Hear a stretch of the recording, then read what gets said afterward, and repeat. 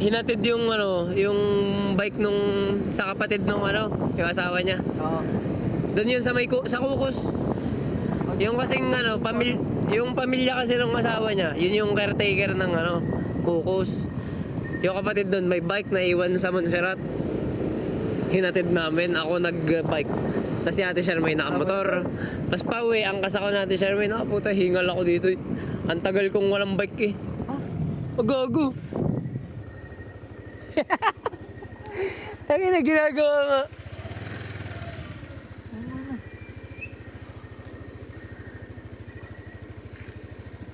Hindi ko nagsabi. Ang ginagawa.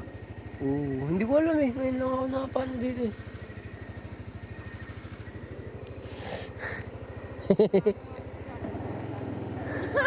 Ginagawa nga pre. Sebastian! Tingnan mo nga dyan. Ilog tayo pre.